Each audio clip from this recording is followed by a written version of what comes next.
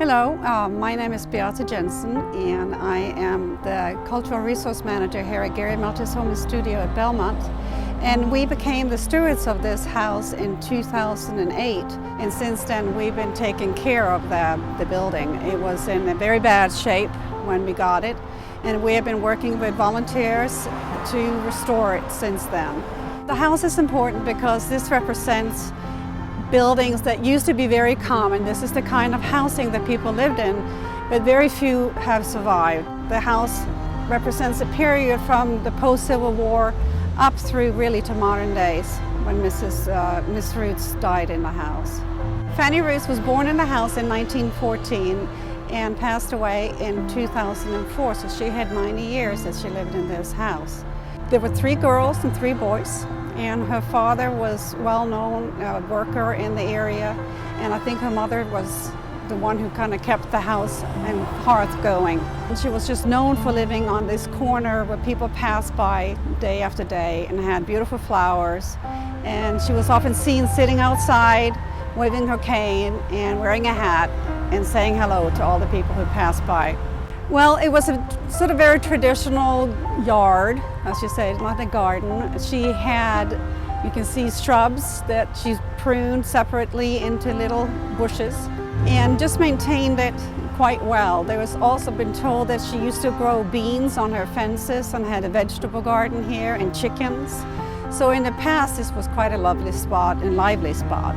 The property used to be more than 3 acres, but when they widened Route 17 here, they took about 1.5 acres from the property.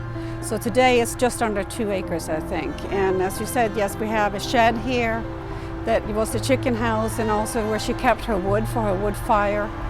And there was no water and no indoor water or sewer attached to the house, so she used her outhouse. And there's also a well that she drew water from. The house itself has 3 periods of construction.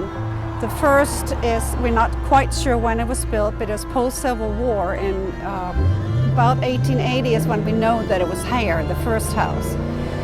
And then about in mid-1880s, a gentleman called Payne purchased the property, and he was a plasterer, and he expanded the house by 1 room.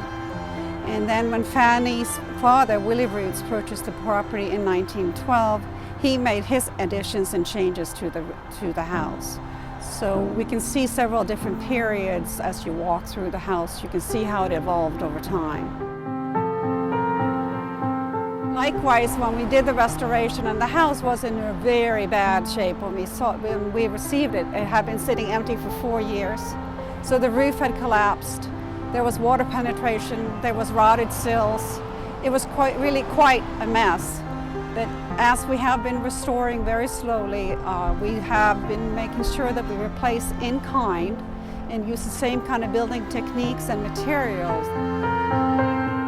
Fannie Roots usually entered through the door that leads from the garden into what was the dining room. And in the dining room, you can see evidence of the old siding, the original siding.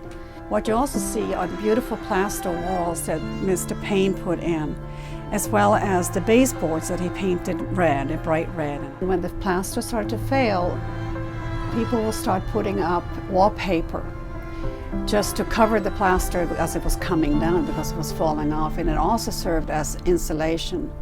The attic, as I understand it, is where the children slept, especially the boys. The attic is really quite rough. From the hall, you can then enter into which would have been the main parlor. There you can see that there is a fireplace and fireplace around with beautiful hearth stones that are old bricks that have been painted white to help reflect the light from the fireplace.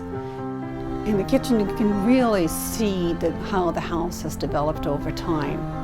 You also see a lot of our handiwork and repair work that had to be done. They used old logs that they just hewed to make them flat to receive plaster, which was a very common thing to do, especially right after the Civil War when building materials were scarce. From the kitchen, you can go into the big bedroom that Fannie's father added. I know she loved Christmas, and on one of the doors she has a little reindeer that is hanging on the door, and it must have been there quite a long time because I know she painted around it more than once. So we're still working and we're still hoping to get donations to keep it going. It's just like all old houses, they keep going. They need continuous work. I'd love to give tours of the house for groups only and by reservation. They can contact me directly.